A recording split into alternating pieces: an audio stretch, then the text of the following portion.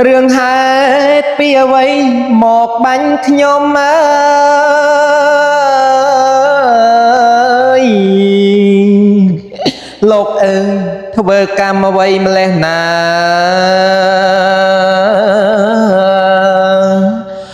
មកបាញ់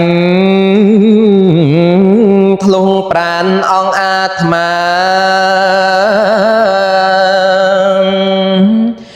ឈាមដាបកាយា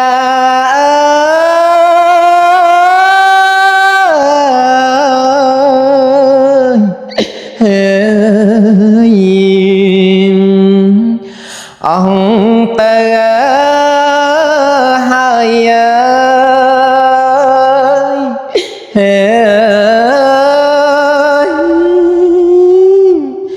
បើស្លាប់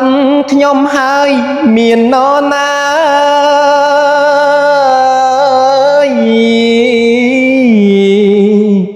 បំរើមេត្តាបិតាខ្ញុំឡើយស្លាប់ដល់3នាក់ព្រះគុណអើយ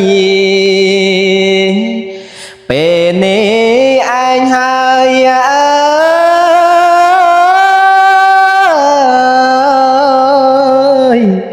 ហើយត្រូវមរណា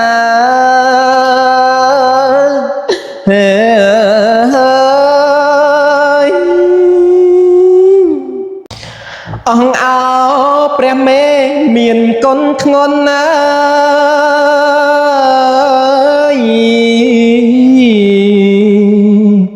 កូនសូមលាអ្នកម៉ែថ្ងៃនេះហើយកូនច្បាស់ជាស្លាប់ណាព្រះម្ចាស់អើយ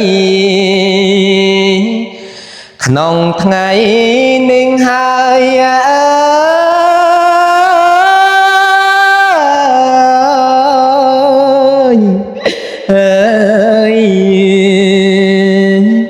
ណា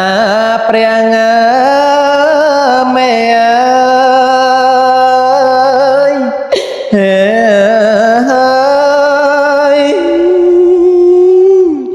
ខ្ញុំសូមឧទ្ទិសដល់ទេវតា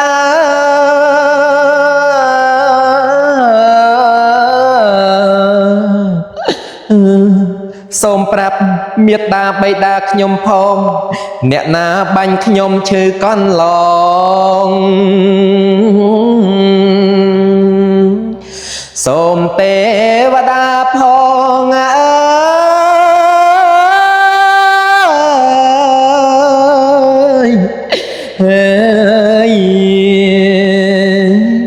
ប្រាប់មកដំនឹង